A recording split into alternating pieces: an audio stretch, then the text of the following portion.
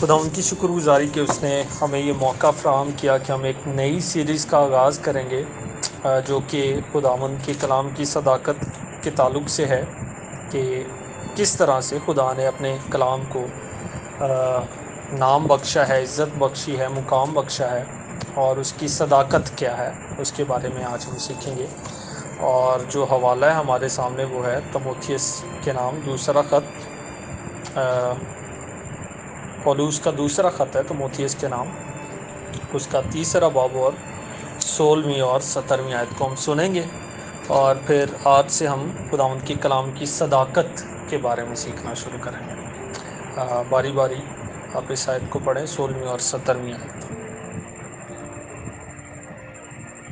ہر صحیفہ جو خدا کے الہام سے ہے وہ تعلیم دینے، تنبیہ کرنے، سدھارنے اور راست بازی میں تربیت دینے کے لیے مفید ہے، تاکہ مرد خدا کامل بنے، ہر ایک نیک کام کے لیے بالکل تیار ہو جائے۔ آمین۔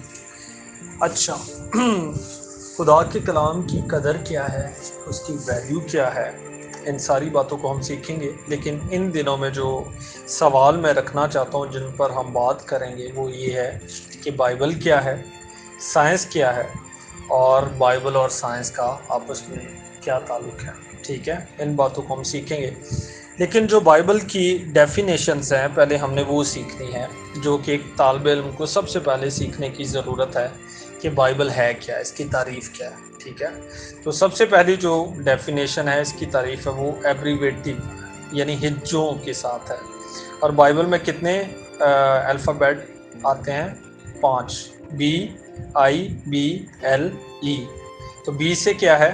بیسک ہے، آئی سے انسٹرکشنز ہیں، اور بی سے بیفور ہے، ایل سے لیونگ ہے، اور ای سے ارتھ ہے۔ بیسک انسٹرکشن بیفور لیونگ ارتھ، زمین کو چھوڑنے سے پہلے جو تعلیمات ہیں ان کا نچوڑ بائبل ہے۔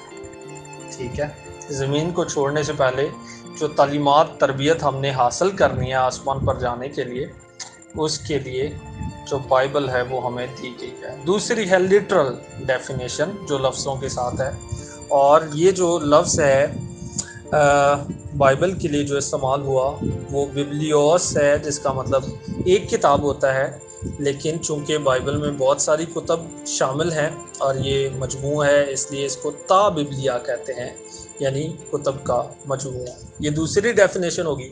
اور تیسری ڈیفینیشن ہے جو اس کی تھیولوجیکل ہے، اور وہ یہ ہے کہ بائبل خدا کا الہام ہے، اور جو بھی خدا کا الہام ہے اس کو ہم بائبل کہتے ہیں۔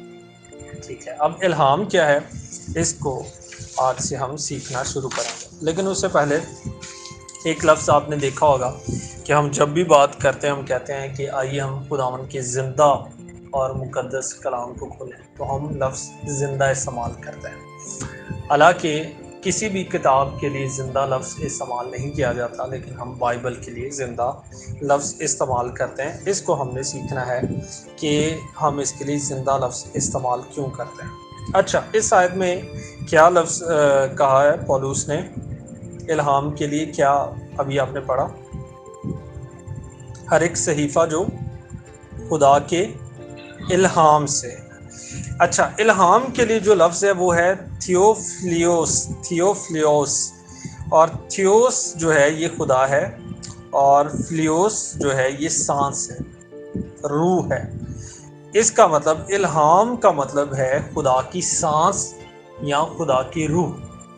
ٹھیک ہے، اب ہم اس کو اور زیادہ کلیئر کرتے ہیں۔ جب خدا نے آدم کا ڈھانچہ بنا دیا مٹی کے ساتھ، اس کو مکمل طور پر ہر ایک چیز اس میں خدا نے بنا دی اور ڈھانچہ بنا کے رکھ دیا، تیار کر دیا، تو وہ بے جان ہے، ڈھانچہ ہے۔ ٹھیک ہے، اور وہ زمین پر ہے، اور اس کو بنانے کے بعد جب خدا نے دیکھا کہ ڈھانچہ کمپلیٹ ہو گیا ہے، اس کے بعد خدا اس کے اوپر آیا ہے، لیٹا ہے اس کے اوپر، اور اس نے اپنے منہ کے ذریعے سے اس کے منہ میں کیا ڈالی ہے؟ سانس ڈالی۔ ٹھیک ہے، تو اس سے کیا ہو گیا؟ آدم جیتی جان ہو گیا۔ اور یہی بریتھ، یہی سانس جو خدا نے اس کتاب کے اندر ڈال دی ہے، بالکل سیم وہی لفظ جو آدم کے لیے استعمال ہوا، اس لیے خدا کے سانس کی وجہ سے یہ کتاب زندہ ہو، اس لیے ہم اسے کہتے ہیں کہ یہ خدا کا زندہ پاک کلام ہے۔ اچھا، اگر یہ زندہ ہے تو اس کا مطلب پھر یہ ہوا کہ اس میں تو انسانوں والے ایٹریبیوٹس ہونے چاہیے۔ اب انسانوں میں کیا ہے؟ انسانوں میں محبت کا جذبہ ہے، خوشی کا جذبہ ہے، غصہ ہے، نفرت ہے، کانٹ چھانٹ ہے۔ اگر یہ ساری چیزیں بائبل میں ہے تو پھر بائبل خدا کا زندہ کلام ہے، اور یہ ساری چیزیں بائبل میں موجود ہیں۔ بائبل میں ہمیں محبت کا جذبہ نظر آتا ہے، بائبل میں غصہ ہے، کانٹ چھانٹ ہے، تربیت ہے، تعلیم ہے، اور رونا دھونا بھی ہے، ایون خوشیاں بھی ہے، سیلیبریشنز بھی ہیں، ماتم بھی ہے، دکھ بھی ہے۔ اس وجہ سے یہ خدا کا لیونگ ورڈ آف گاڈ، زندہ کلام، ٹھیک ہے۔ ہر ایک صحیفہ جو خدا کے الہام سے ہے تو خدا نے اس میں اپنا جو ہے وہ سانس دیا ہے۔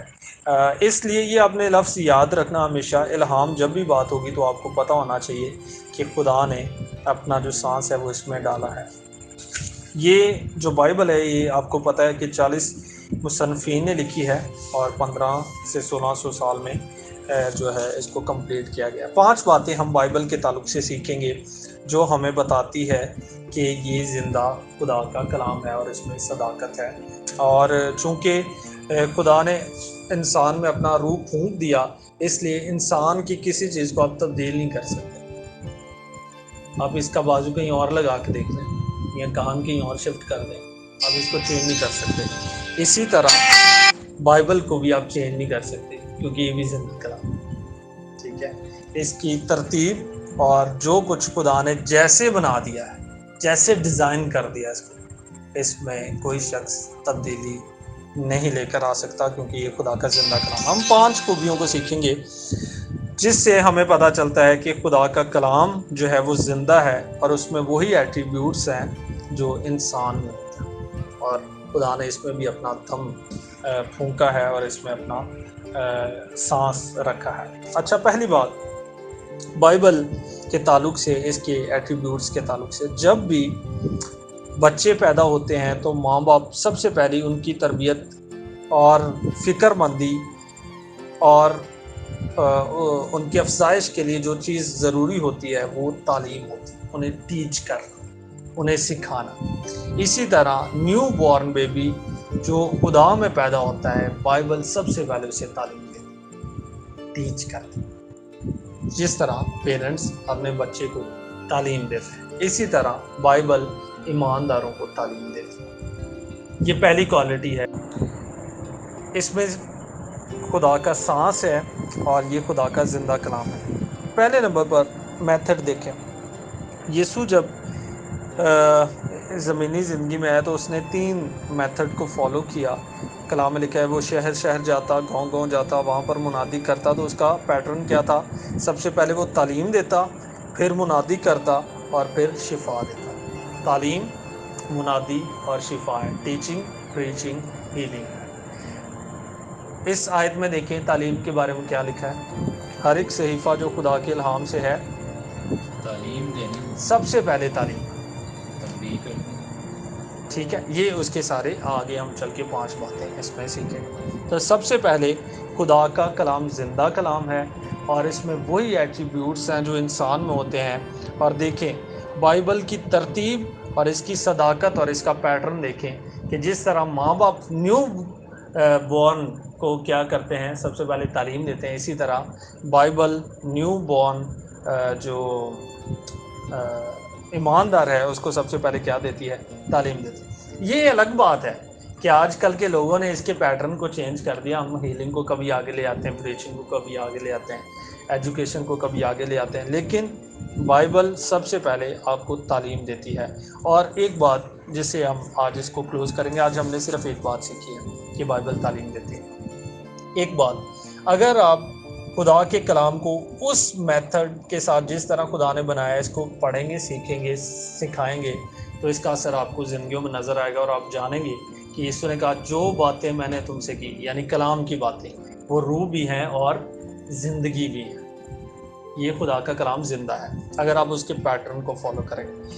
وہ لوگ جو سب سے پہلے ایماندار بنتے ہی تعلیم کو حاصل کرتے ہیں، ان کا فائدہ کیا ہے، اور جو تعلیم کو حاصل نہیں کرتے ان کا نقصان کیا ہے۔ جو لوگ تعلیم کو حاصل نہیں کرتے وہ خدا کے معجزوں کے پیچھے بھاگتے ہیں، وہ ادھر ادھر کی باتوں کے پیچھے بھاگتے ہیں، چرچ بھی آتے ہیں، سارے کام کرتے ہیں، تعلیم حاصل نہیں کرتے، وہ جذباتی کرسچن، ایموشنل، اور ان کا ایمان ہمیشہ ڈاواں ڈول رہتا ہے۔ یعقوب کے خط کے مطابق وہ سٹیبلٹی ان کے ایمان کے اندر نہیں ہے۔ اسی طرح جب بھی انہیں کوئی چیلنج فیس کرنا پڑتا ہے وہ اپنے ایمان سے پھر جاتے ہیں، لیکن جو باقاعدہ تعلیم لے کر آتے ہیں وہ ان کے ایمان کو چیلنج نہیں کیا جا سکتا۔ آج جتنے بھی لوگ دوسرے مذاہب کی طرف گئے مسیحیت میں سے، انہوں نے مکمل طور پر اس کے پیٹرن کو فالو نہیں کیا اور تعلیم و تربیت کا عنصر اسکپ کر دیا۔ اس وجہ سے ان کا ایمان ایموشنل فیتھ تھا، لیکن جو خدا کے کلام اور اس کی تربیت اور تعلیم کو سب سے پہلے حاصل کریں گے ان کے ایمان کو کوئی چیلنج نہیں کر سکتا۔ یہ خدا کے کلام کی صداقت ہونے کا ثبوت ہے، یہ زندہ کلام ہے، اور اس کے لیے وہی لفظ استعمال ہوا جو آدم کے لیے ہوا۔ جیسے خدا نے اس میں روح پھونکا، دم ڈالا، اسی طرح خدا نے اس میں بھی ڈالا ہے، اور اس کی ترتیب وہی پیٹرن ہے۔ جس طرح انسان ایک پیٹرن سے چلتا ہے، خدا کا کلام بھی ہمیں اسی پیٹرن سے آگاہ کرتا ہے۔ اور پہلا پوائنٹ، جس طرح انسان اپنے بچے کو سب سے پہلے تعلیم دیتا ہے تاکہ وہ چیلنجز کو فیس کر سکے، اسی طرح خدا کا کلام ایماندار کو سب سے پہلے تعلیم دیتا ہے تاکہ وہ چیلنجز کو فیس کر سکے، اپنے ایمان کو سیکیور کر سکے۔ آمین۔ خدا ہمیں اس کلام کے وسیلے سے برکت دے اور ہمیں تعلیم و تربیت حاصل کرنے کے لیے ہمیشہ خدا کے کلام کی دلچسپی ہماری زندگی میں رہے، انٹرسٹ رہے، اور ہم اس میں بڑھتے اور ترقی کرتے چلے جائیں۔ ہم دعا مانگتے ہیں۔